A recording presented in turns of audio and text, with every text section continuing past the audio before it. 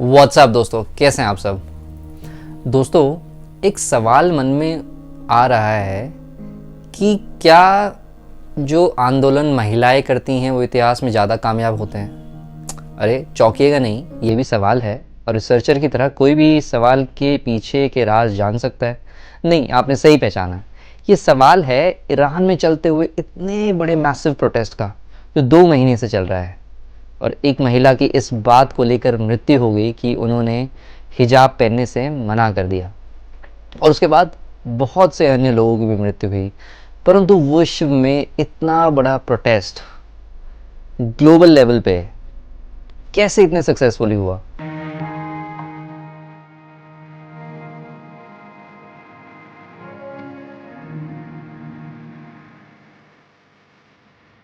और दोस्तों, ये जन्म देता है उस सवाल को कि क्या जब महिलाएं प्रोटेस्ट करती हैं या आंदोलन करती हैं उसके ज़्यादा चांसेस हैं बजाय पुरुषों के यदि वो प्रोटेस्ट करते हैं।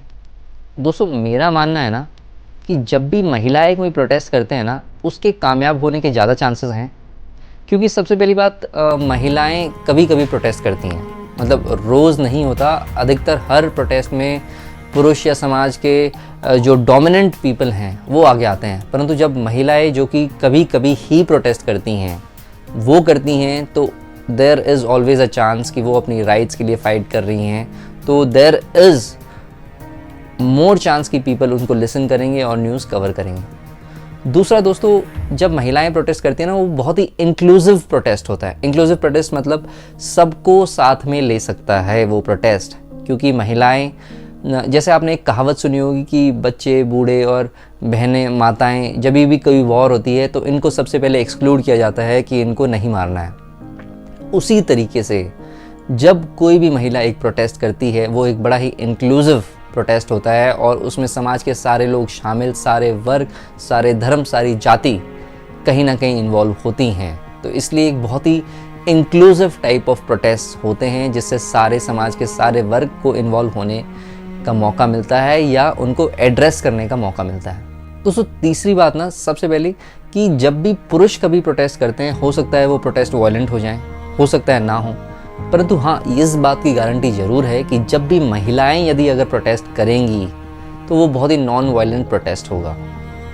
और क्योंकि वो नॉन वायलेंट प्रोटेस्ट होगा, वो दूसरी फोर्स को जो इस प्रोटेस्ट को सप्रेस करना चाहते हैं उनको ये मौका नहीं दे सकती कि वो या तो इन पे लाठी चार्ज करें या तो उनको गोले और बम और बारूद से धमकाएं या डराएं। जैसा कि यदि कोई पुरुष अगर प्रोटेस्ट करते हैं तो उनके केस में लाठी चार्ज करके डिस्पर्स करके भगा दिया जाता है।